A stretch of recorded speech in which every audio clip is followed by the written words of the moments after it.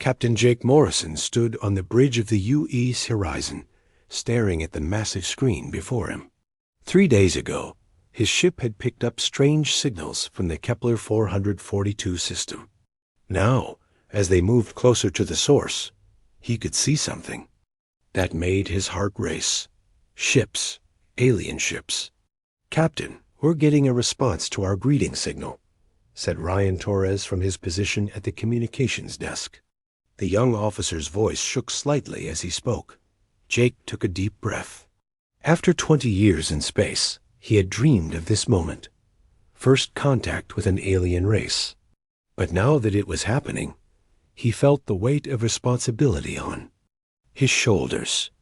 Every decision he made in the next few hours could change the future of humanity. "Put it on the main screen," Jake ordered. The image that appeared made several crew members gasp. The being on the screen looked almost human, but not quite. She had pale white skin that seemed to glow softly in the dim light of her ship.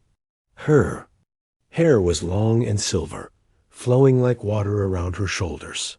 But it was her eyes that caught Jake's attention. They were deep purple, and they seemed to look right through him. Most striking of all were her teeth. When she smiled, Jake could see elongated canines that reminded him of old vampire movies from Earth. "Greetings, humans of Earth," the alien said. Her voice was smooth and musical, but there was something ancient about it. "I am Zarathis of the Vorthic people. We have been waiting a long time to meet you." Jake stepped forward. "I am Captain Jake Morrison of the United Earthship Horizon. We come in peace, seeking knowledge and friendship among the stars." Zarathis smiled again, and Jake noticed that her purple eyes never left his face. "We know much about your people, Captain Morrison. We have watched your world for many of your decades. Your species fascinates us."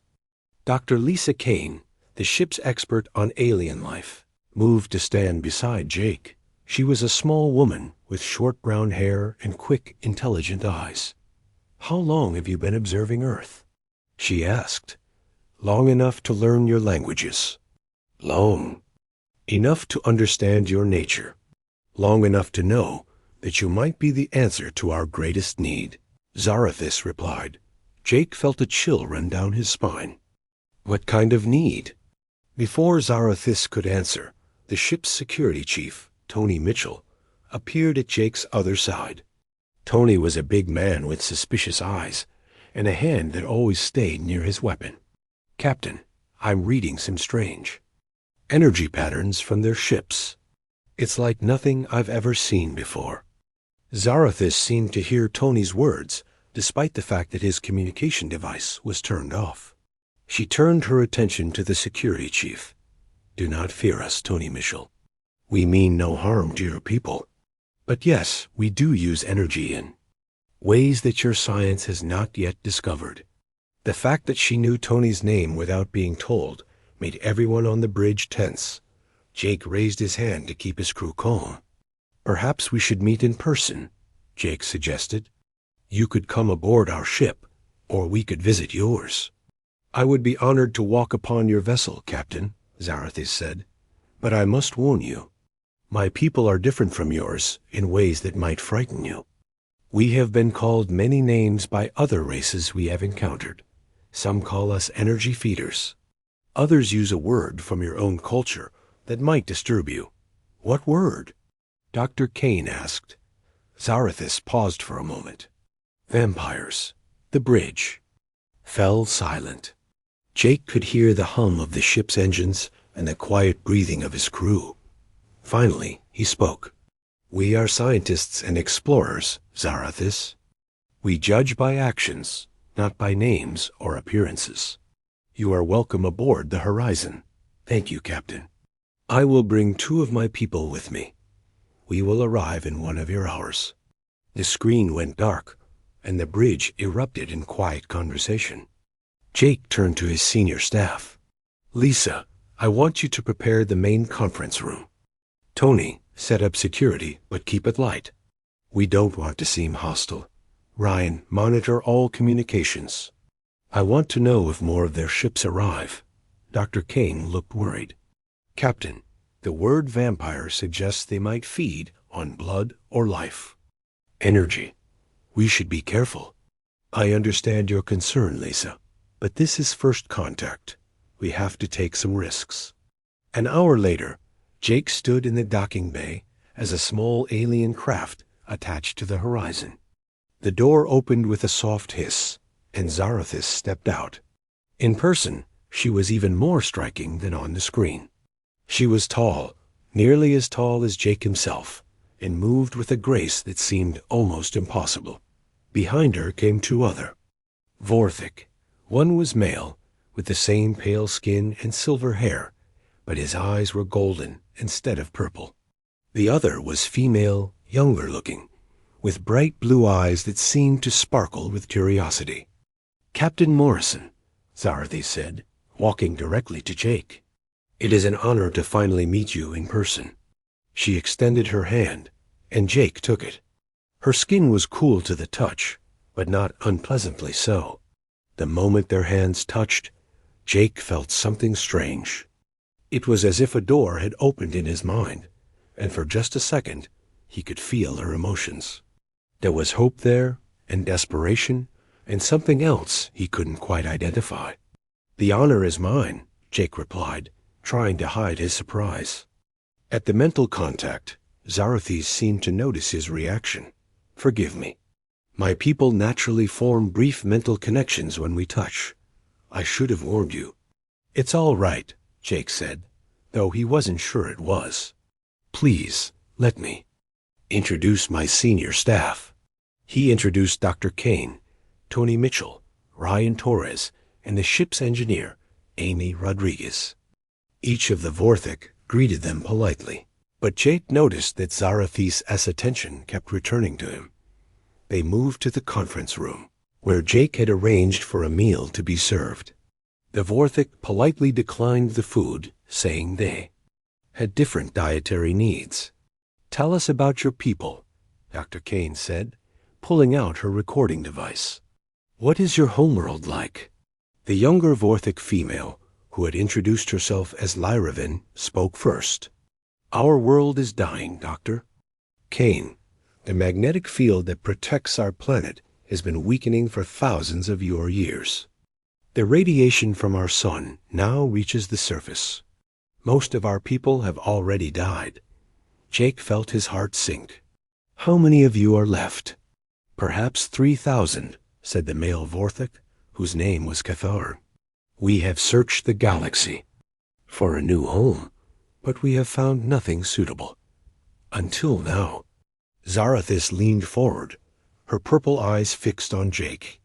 Captain Morrison, your species is remarkable. In all our travels, we have never found another race so similar to our own. Your minds, your emotions, your very genetic structure. It is as if we were meant to find each other. What exactly are you asking of us? Jake said, though something in his gut told him he already knew. Zarathis was quiet for a long moment. Then she spoke words that would change everything. We wish to join with your people, Captain, to become one race instead of two. We believe that together we can create something greater than either of us could achieve alone. But such a joining requires willing partners. It requires trust. It requires love. She paused, her eyes never leaving Jake's face. I have come here to ask you personally, Jake Morrison. Will you consider bonding with me? Will you help save my people by creating a new future for both our races? The conference room fell completely silent. Jake could hear his own heartbeat in his ears as he stared into those ancient purple eyes, knowing that his answer would determine the fate of two entire species. Jake stared at Zarathis for what felt like an eternity. Her purple eyes held his gaze steadily, waiting for his response. Around the conference table, his crew sat in stunned silence. The only sound was the quiet hum of the ship's air recycling system. Dr. Kane was the first to speak. I'm sorry, but did you just ask our captain to bond with you? What exactly does that mean? Zarathis turned to the doctor, but kept glancing back at Jake. Among my people, bonding is the deepest form of connection possible. It joins two minds, two souls, two genetic patterns. The offspring of such a union would carry the best traits of both species. Tony Mitchell leaned forward, his hand moving instinctively toward his weapon. This sounds like some kind of alien mind control. Captain, I don't like this. It is not control, said Catharn, the male Vorthic. It is partnership, but it must be chosen freely by both parties. No Vorthic can force a bond upon an unwilling partner. Amy Rodriguez, the ship's engineer, looked confused. But why Jake specifically? Why not ask for volunteers from Earth? Why not approach our government? Liravin, the youngest Vorthic, spoke. Softly, because bonding requires compatibility. Not just physical, but mental and spiritual. In all our observations of your species, Captain Morrison shows the strongest compatibility markers. Jake finally found his voice. What kind of observations? How long have you been watching me personally? Zarathis smiled sadly. For 3 of your years, Jake Morrison. We detected your ship when you first entered deep space. Your mind calls. To us in ways we cannot fully explain. You have the rare ability to form the psychic connections our bonding requires. Ryan Torres looked up from his communication panel. Captain, I'm getting reports from the other ships in our fleet.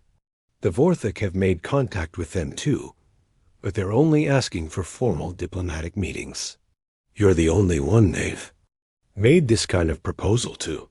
Jake stood up and walked to the large window that looked out into space. The Vorthic ships hung in the darkness like silver jewels, beautiful and alien. He could feel the weight of the decision pressing down on him. I need to understand more, he said without turning around. What would happen to me if I agreed? Would I still be human? You would be more than human, Zarathis replied. And I would be more than Vorthic. The bonding process creates something new while preserving what came before. You would gain our longevity, our psychic abilities, our understanding of energy manipulation. We would gain your creativity, your adaptability, your incredible capacity for growth and change. Dr. Kane pulled out her medical scanner. Would you allow me to examine you? I need to understand your biology before we can even consider this. Proposl. The 3 Vorthic exchanged glances, and Zarathis nodded. Of course, we want you to understand exactly what we are. For the next hour, Dr. Kane ran every test she could think of. The results appeared on her tablet, and her expression grew more amazed with each reading. This is impossible, she muttered. Your cellular structure is almost identical to human cells, but more efficient. Your brain patterns show activity in areas we thought were unused in most species. And your DNA. She paused, looking at the screen again. Your DNA has markers that match some of the oldest human genetic patterns we've found in archaeological samples. Zarathis smiled. Now you begin to understand. Our species are not as different as they appear. We believe that millions of years ago we shared common ancestors before our peoples were scattered across the galaxy. Tony Mitchell stood up abruptly. Captain, this is moving too fast. We need to contact Earth Command. We need approval from the government. We can't make decisions that affect all of humanity without proper authorization. Tony is right, Jake said, turning back to face the table. This is bigger than just me. If I agree to this bonding, it would be the first union between humans and an alien species. The political and social consequences could be enormous. Zarathis looked disappointed, but not surprised. I understand your concerns, Captain, but there is something you must know. My people do not have the luxury of time. Our ships carry the last of our race. Every day we delay, more of us die from the radiation poisoning that destroyed our world. She stood and walked to where Jake stood by the window. There is something else I must show you. Something that will help you understand the urgency of our situation. What do you mean? Jake asked. I must share my memories with you. It is the only way you can truly comprehend what we face. She held out her hand. It will not harm you, but it will change your perspective forever. Jake looked at her outstretched hand. He could feel his crew watching him, waiting for his decision.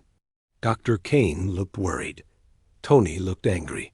Ryan and Amy seemed curious, but frightened. What exactly will happen? Jake asked. I will open my mind to yours. You will see our world. As it was, and as it is now, you will feel what we feel. The joy of our civilization, and the pain of watching it die. Jake hesitated. Everything in his training told him to be cautious, to consult with Earth Command, to take time to study the situation.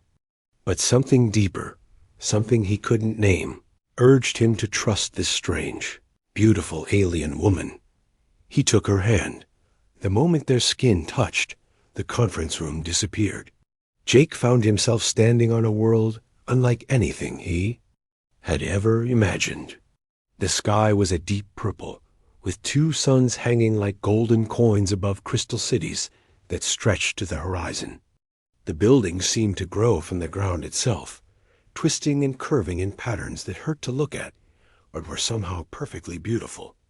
Vorthik moved through the streets below, their silver hair catching the light as they went about their daily lives.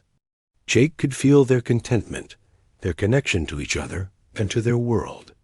It was a civilization of artists and philosophers, scientists and dreamers. Then the scene changed. The sky grew dark and angry. The beautiful crystal buildings began to crack and crumble. Jake watched in horror as the Vorthik tried desperately to shield themselves from radiation pouring down from their dying sun. He felt their fear, their desperation, their gradual acceptance that their world was ending.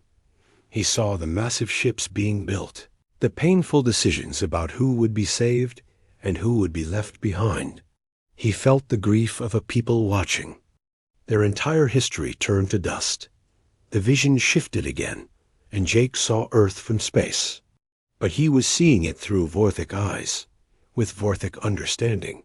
He saw the incredible diversity of life, the chaotic beauty of human civilization, the potential that his species represented.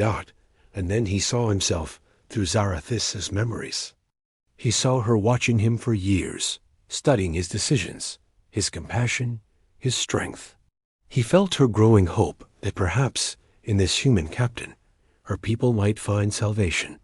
The connection ended, and Jake found himself back in the conference room, gasping. Tears ran down his face, though he wasn't sure when he had started crying.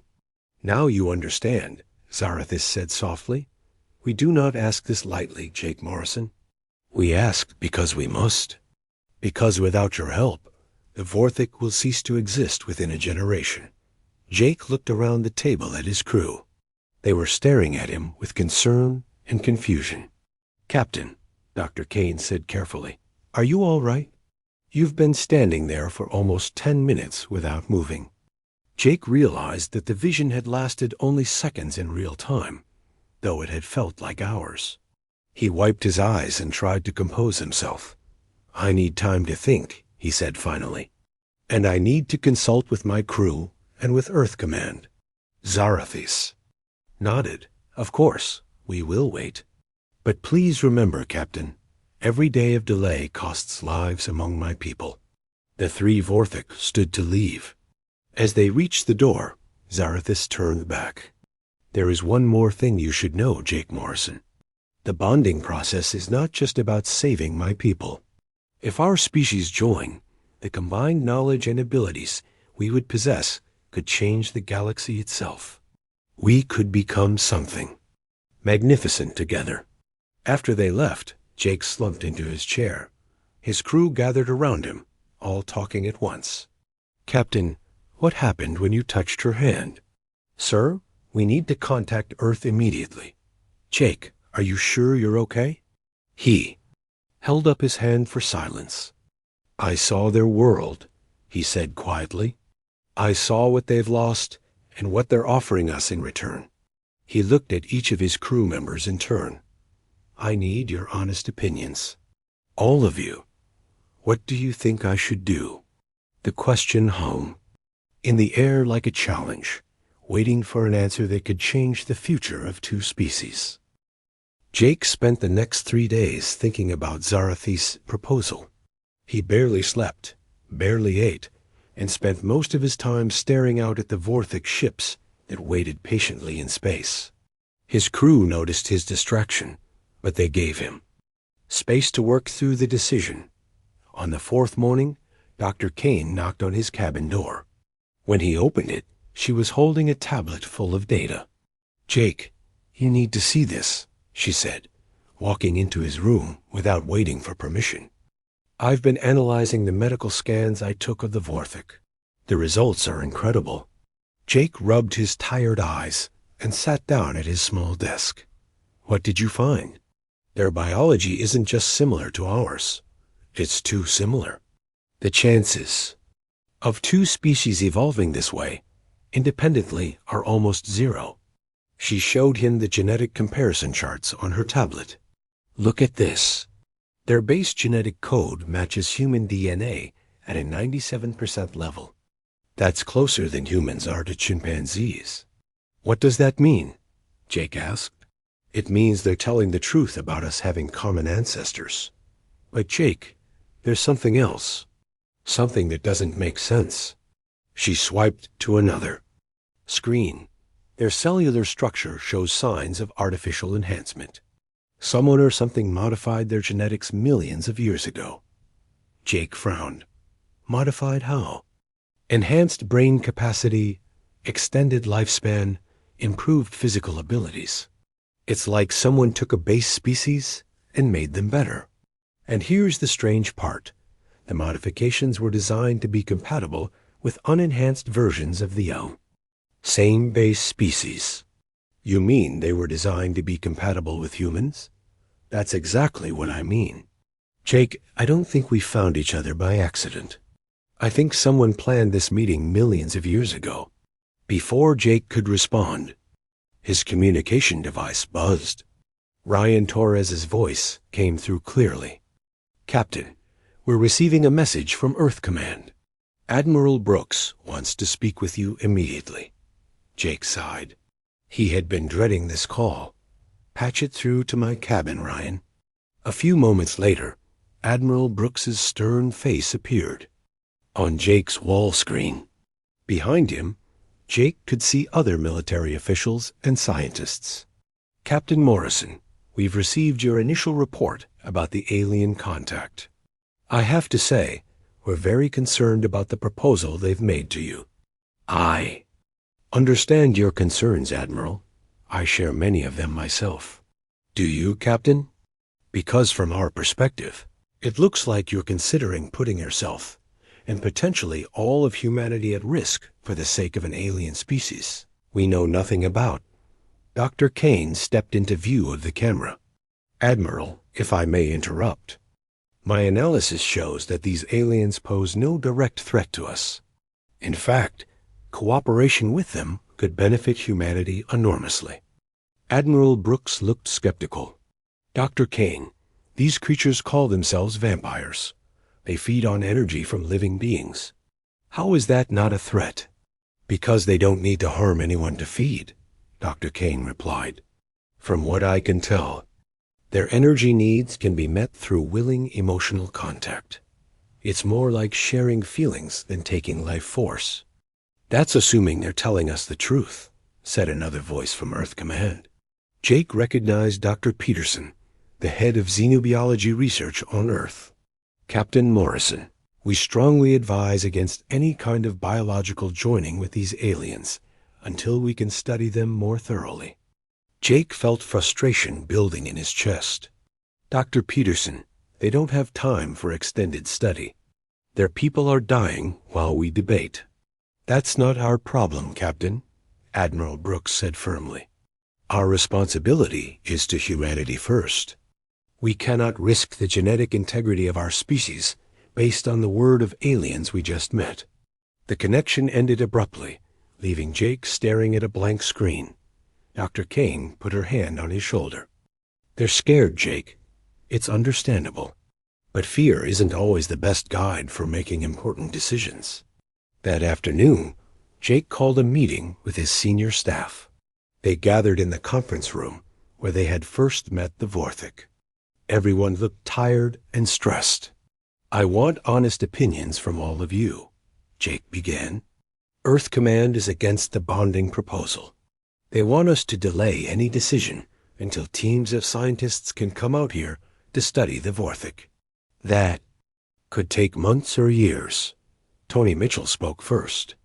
Captain, I have to agree with Earth Command on this one. We don't know enough about these aliens to trust them completely. What if this bonding process is some kind of trap?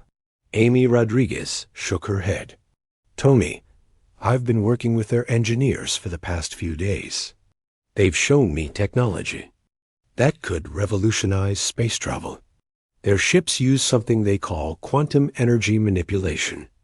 It's like nothing we've ever seen, but they're willing to teach us. That's another thing that bothers me, Tony replied. Why are they so willing to share their advanced technology? What do they really want from us?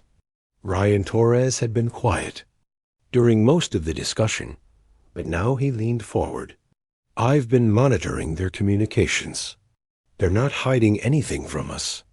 Their internal messages match what they've told us. They really are a dying people looking for hope. Doctor, Kane pulled up her medical data again. And my research shows that bonding with them wouldn't make Jake less human. It would make him more than human. Enhanced strength, extended lifespan, psychic abilities. The benefits could be incredible. But what about the risks? Tony asked. What if something goes wrong? What if the bonding process kills him or changes him into something we don't recognize? Jake had been listening to his crew debate, but now he stood up. There's something I haven't told any of you. When Zarathis shared her memories with me, I didn't just see their world and their history.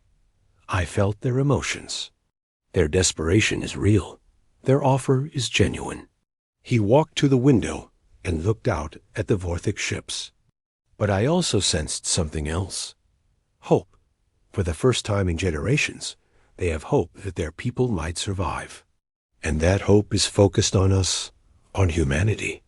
Amy stood up and joined him at the window. Captain, what does your gut tell? You? Forget about Earth Command. Forget about the risks. What do you feel is the right thing to do? Jake was quiet for a long moment. I feel like this is why we came out here. Not to map star systems or catalog planets, but to find our place in a larger universe. Maybe this is our chance to become something greater than we are. Or maybe it's our chance to lose everything that makes us human, Tony said quietly. Before anyone could respond, the door to the conference room opened. Zarathis walked in, followed by Lyravan and Ketharn. They looked more tired than before, and Jake noticed that Lyravan seemed weaker, leaning heavily on Ketharn for support. Forgive the interruption, Zarathis said, but I wanted you to see what delay costs us. She gestured to Lyravan, who is barely able to stand. Lyravan is one of our youngest. Yesterday she was healthy and strong. Today, the radiation poisoning that killed our world is killing her. In 3 days, she will be gone. In 3 weeks, a dozen more will follow her. In 3 months, there may not be enough of us left to continue our species. Dr. Kane immediately moved to examine Lyravan. Her scanner showed cellular breakdown at an alarming rate. This is genetic damage from radiation exposure. Without immediate treatment, she'll die within days. Can you help her? Jake asked. Our medical facilities are advanced, but not designed for Vorthik biology. The only thing that might save her is it. Dr. Kane paused, understanding dawning on her face. The only thing that might save her is genetic bonding with a compatible human, Zarathis finished. The enhanced immune system that results from bonding could halt the radiation damage. Jake felt the weight of the decision pressing down on him even harder. It wasn't just about saving the Vorthic species anymore. It was about saving lives right now, starting with a young woman who could barely stand in front of him. "Jake," Amy said softly, "if you bond with Zarathis, could she then help save Lyravan?" Zarathis nodded. "A bonded pair gains abilities that neither partner has alone. We could heal radiation damage, extend lifespans, even share consciousness across great distances. But the first bonding must be successful for others to follow." Tony stepped forward, his hand on his weapon again. "And if the first bonding fails? If something goes wrong?" "Then my people die," Zarathis said simply, "and yours loses the chance to join the greater community of the galaxy." Jake looked around the room at his crew, at the dying Vorthic woman, at Zarathis with her ancient purple eyes full of hope and desperation. The decision that had seemed impossible just days ago was becoming clearer. "Zarathis," he said finally, "if I agree to this bonding, what exactly would the process involve? And how soon could we begin?" The Vorthic woman's face lit up with hope. "The bonding ritual takes 3 days to complete. It must be done willingly, with open hearts and minds. And Jake Morrison, if you agree, we could begin as soon as you are." "Ready." Jake looked at his crew one more time. Dr. Kane nodded encouragingly. Amy gave him a thumbs up. Ryan smiled nervously, but supportively. Only Tony looked worried. "Captain," Tony said, "are you sure about this?" Jake took a deep breath. "No, Tony, I'm not sure about anything. But sometimes the right choice isn't the safe choice." He turned to Zarathis. "I'll do it. For your people, for mine, and for whatever we might become together." Jake stood in his quarters the next morning, looking at himself in the mirror.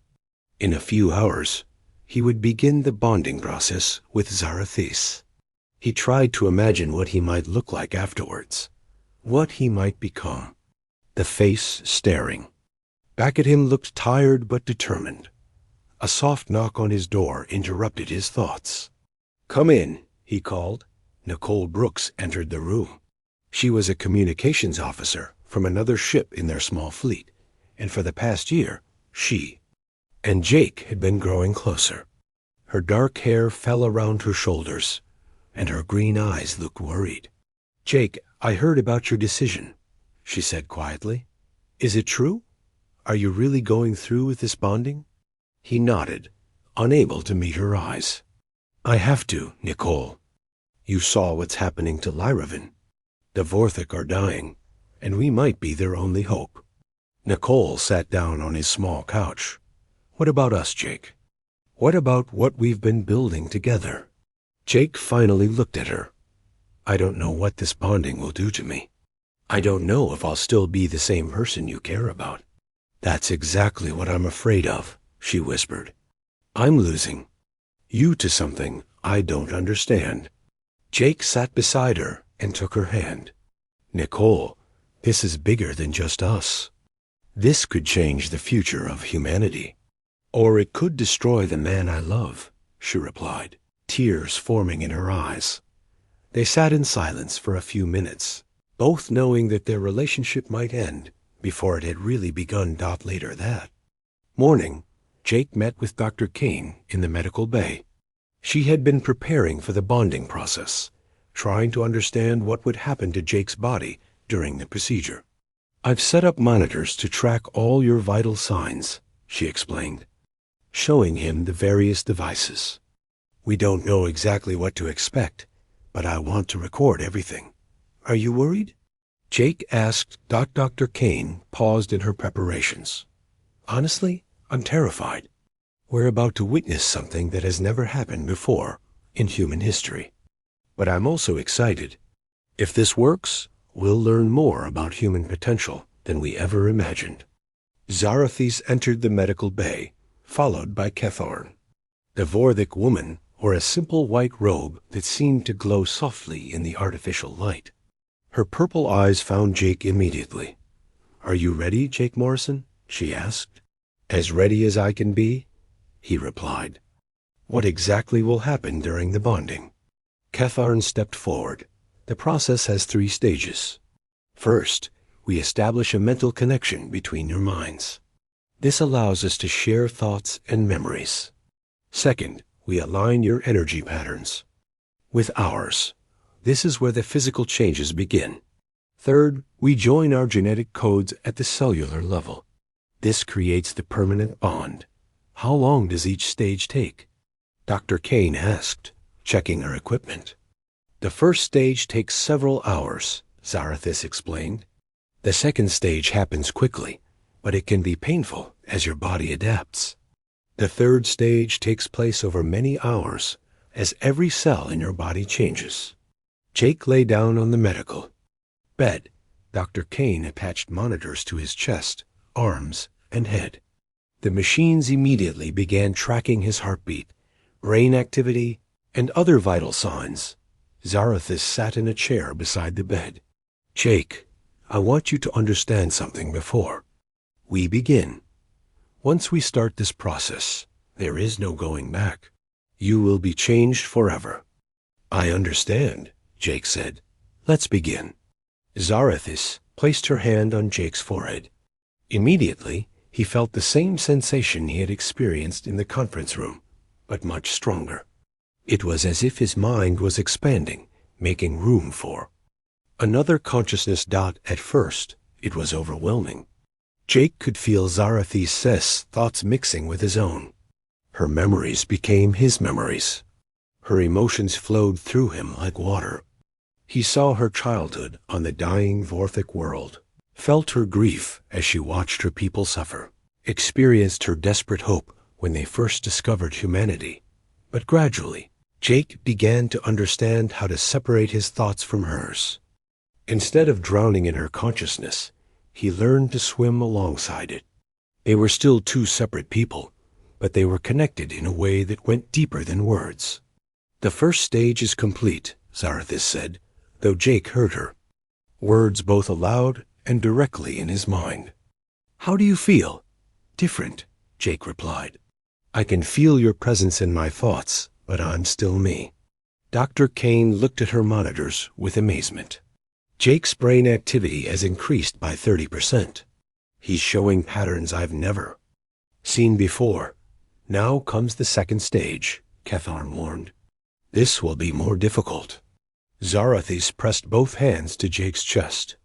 Energy flowed between them, and Jake felt like electricity was running through his veins. His body began to change. His muscles grew stronger, his senses sharper. His skin took on a slight glow, similar to the Vorthic but less pronounced. Pain was intense. Jake felt like his entire body was being rebuilt from the inside out. But through their mental connection, Zarathis shared her strength with him, helping him endure the transformation.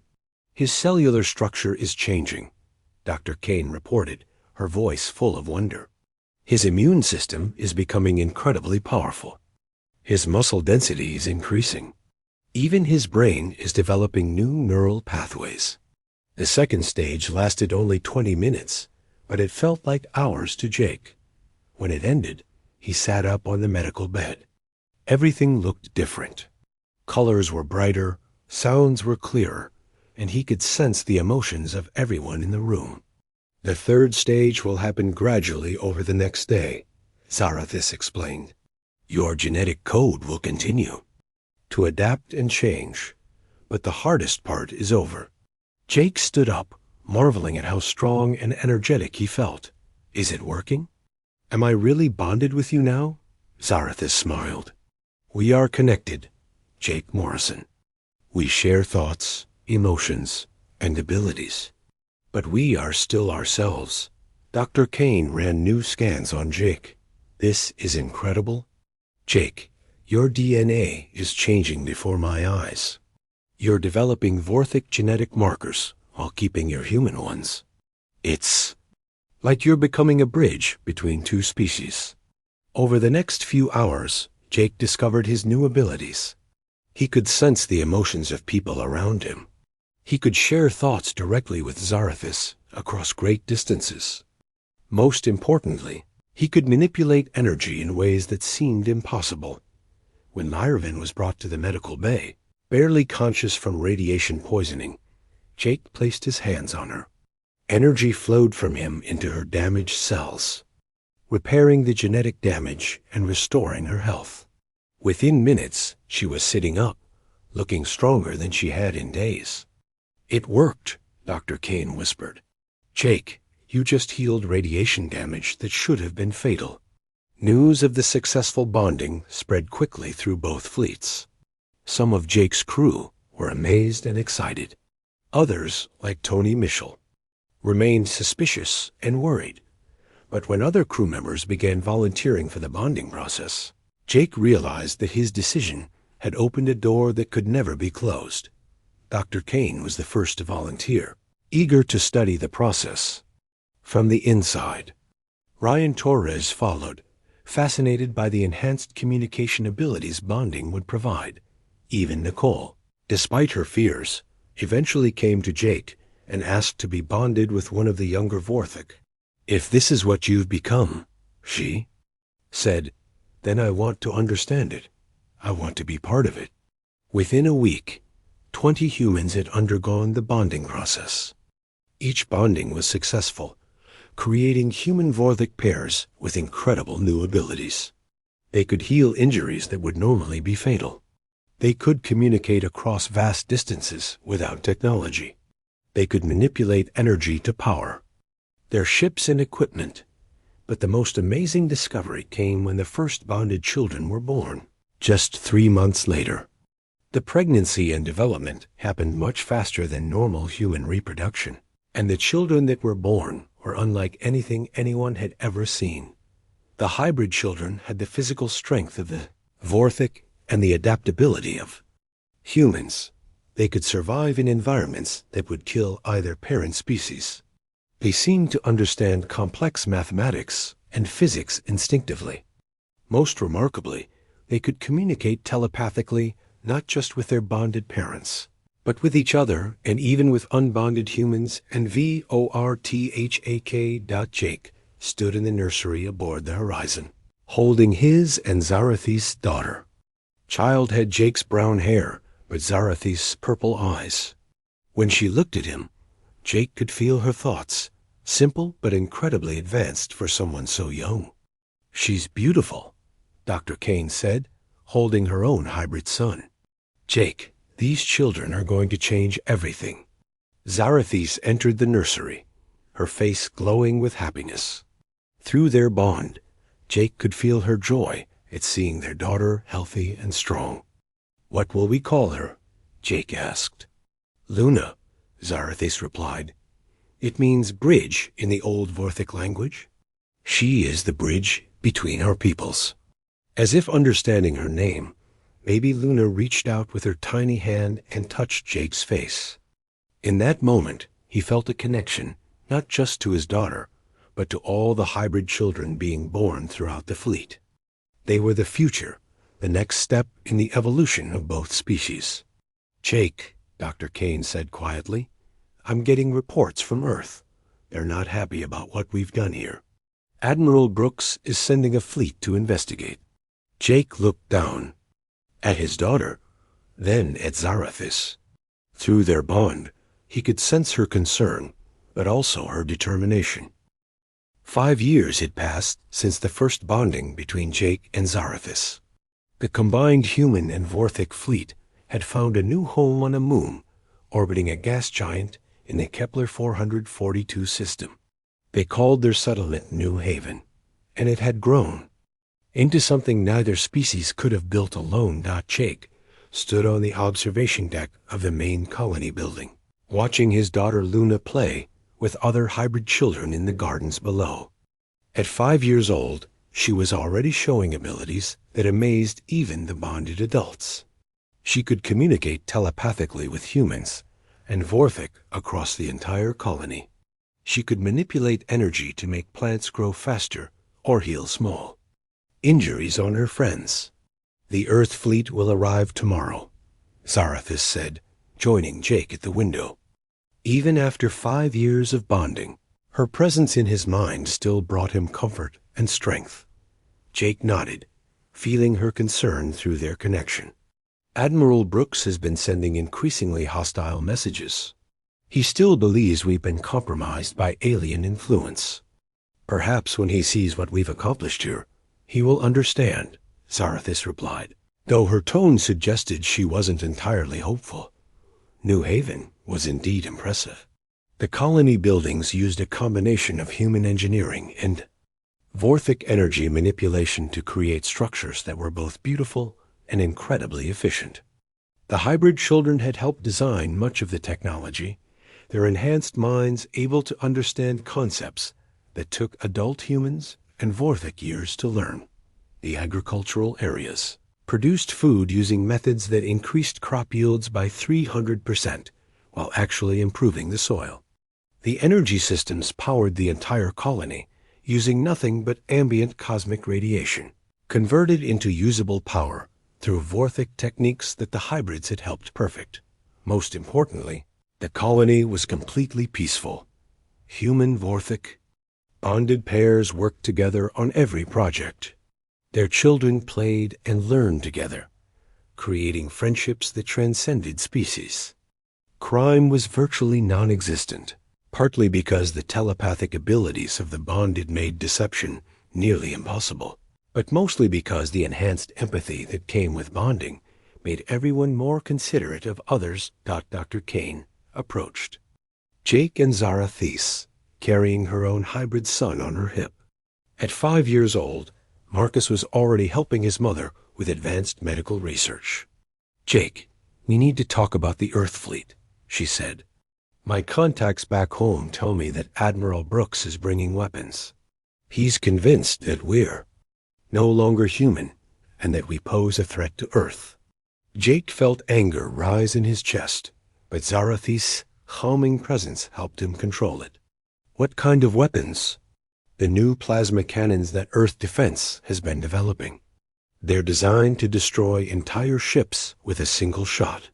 Marcus looked up at the adults with his bright blue eyes. "Why would they want to hurt us?" He asked. "We're not dangerous." Dr. Kane smiled sadly at her son. "Some people are afraid of change, Marcus.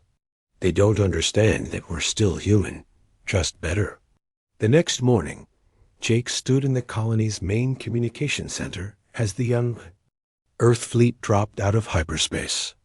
12 warships appeared on the screens, their weapons already powered and targeting the colony.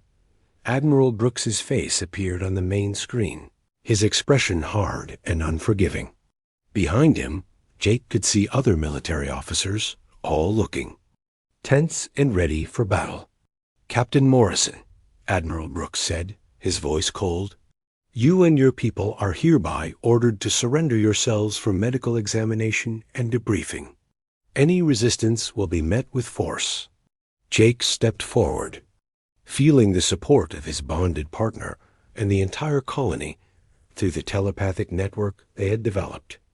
"Admiral, we are still human citizens of Earth. We have committed no crimes. We have simply chosen to evolve." "You have contaminated yourself with alien genetics," Brooks replied. "You are no longer human, and therefore no longer under the protection of Earth law. You have 30 minutes to surrender, or we will open fire." Before Jake could respond, Luna and the other hybrid children entered the communication center. They moved with purpose, their young faces serious and determined.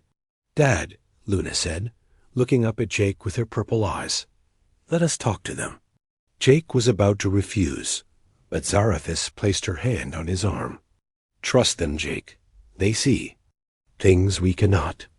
Luna stepped in front of the communication screen. Admiral Brooks looked surprised to see a child, especially one with such unusual eyes. "Hello, Admiral Brooks," Luna said in her clear young voice. "My name is Luna Morrison." "I'm Jake Morrison's daughter." Brooks frowned.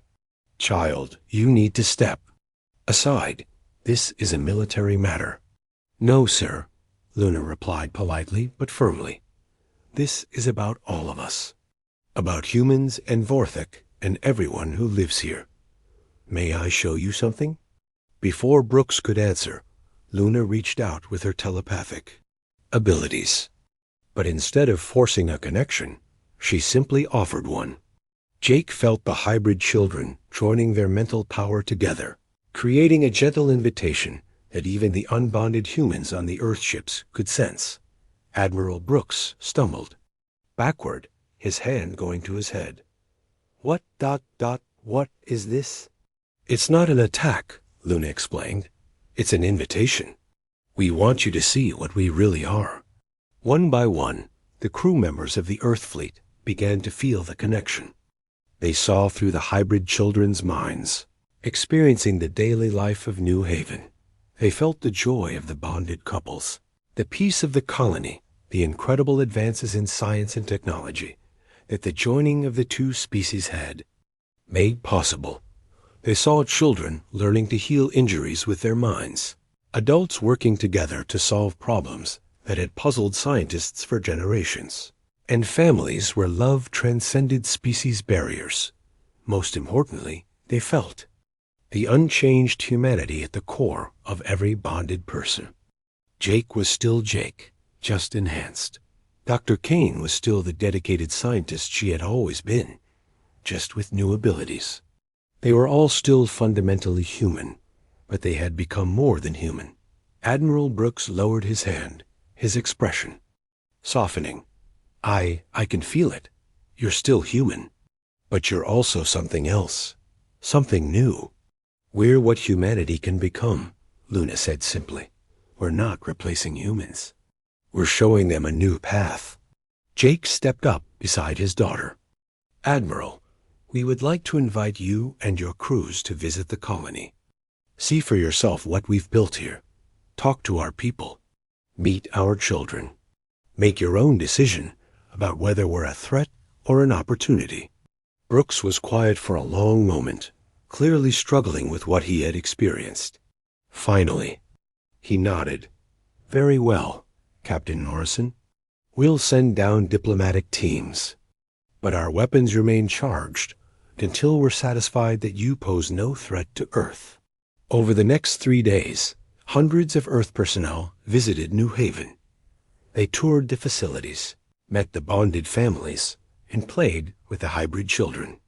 Many of them requested to speak privately with former colleagues who had undergone bonding. Jake watched one such conversation between Admiral Brooks and Tony Mitchell, who had eventually chosen bonding with a Vorthik engineer named Vera Lynn. Tony looked healthier and happier than Jake had ever seen him, but he was still recognizably the same security-conscious officer he had always been.